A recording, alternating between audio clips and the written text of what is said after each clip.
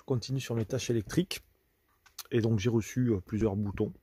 Donc il y en avait 2 pour les pompes à eau, 1 pour le klaxon. Et je vais donc installer celui-ci. Voilà, c'est une goutte d'eau. C'est un interrupteur avec beaucoup de connexions. C'est une 6 pins. Donc je vais essayer de voir pour l'installer dans la salle de bain. Pour alimenter et éteindre ma pompe à eau de manière sécurisée. Et avec un meilleur switch que celui que j'ai déjà. Donc c'est parti, un peu plus d'électricité. Voilà, dans la salle de bain, placard technique, et le but c'est de remplacer ce switch là, voilà, et de le mettre dans un endroit un peu plus adapté, probablement planqué sur un côté, ou quelque chose comme ça. Voilà, je pense que ça serait pas mal si je le mets contre le mur, par exemple ici, ça pourrait être une bonne chose. Bref, on va remplacer ce bouton.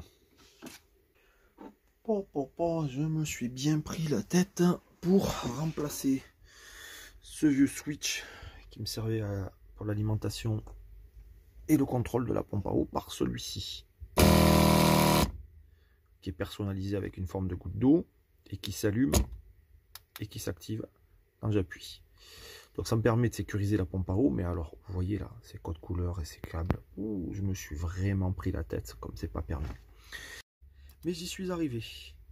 Maintenant, il me reste plus qu'à, vous voyez, excuse-moi, le multimètre qu'il faut que j'éteigne.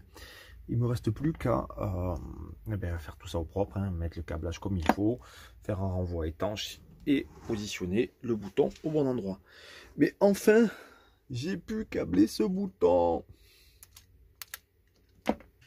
Nouvelle étape pour le switch, le bouton que je m'étais fait pour la pompe à eau. Donc initialement, il est là. J'ai tout fonctionnel, mais ça se balade. J'ai décidé de faire un truc plus propre, de venir faire une petite boîte ici, qui sera accessible en hauteur, protégée de l'eau, dans de l'OSB. Et donc, il faut que je refasse tout mon câblage en positionnant tout ici. Sachant que j'ai déjà découpé une partie de l'OSB, ça va venir comme ça en hauteur là. Voilà, comme ça. Hop. Et ça sera positionné parfaitement et accessible. Donc c'est parti, on défait tout. Et on recable avec ce nouvel emplacement. Maintenant que je sais comment passer mes câbles, et je me suis fait une petite rallonge, je vais installer ce type de connecteur là. C'est un connecteur étanche. Donc je fais ça sur le fil que je prépare. Ma petite rallonge qui va monter là-haut, derrière la pompe et le vase d'expansion. Puis les fils vont rentrer ici, rejoindre le reste. Donc là, j'installe le caisson étanche, la connexion étanche, et je vous montre le résultat. Plus d'une demi-heure que je suis sur le raccord, vers ma rallonge, le bout de fil que j'ai rajouté avec ce raccord étanche. Le problème du raccord étanche, c'est qu'en vissant, ça me faisait tourner les fils, ça les défaisait. Et du coup, j'ai fait des faux contacts, j'ai grillé un petit fusible. Heureusement que j'avais les fusibles derrière quand je faisais mes tests. Maintenant, tout est vérifié, j'ai bien l'électricité qui arrive sur ces 2 fils.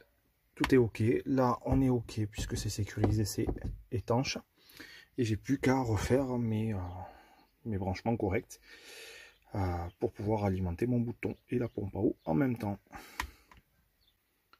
Voilà, j'en ai fini avec le câblage complexe de ce bouton et de la pompe à eau. Donc, pour ce type de switch, de petit bouton d'interrupteur, vous avez 6 pins, 6 broches, donc 6 fils. Et vu le code couleur, ça peut être compliqué. Mais je vais vous expliquer comment j'ai fait pour le mien. Sachant que c'est simple, le fonctionnement que je désire, c'est que quand j'appuie sur le bouton, ça actionne la pompe à eau et qu'en même temps la lumière apparaisse. Par contre, au repos, quand j'enlève l'actionnement, quand elle est en mode off, désactivé, je n'ai rien d'apparent. Exemple. Voilà, donc ça fonctionne parfaitement d'après ce que je souhaite. Pour arriver à ce résultat avec ce câblage en 6 pins là, j'ai mis les bleus de côté puisqu'ils ne servent qu'au mode off, je dirais.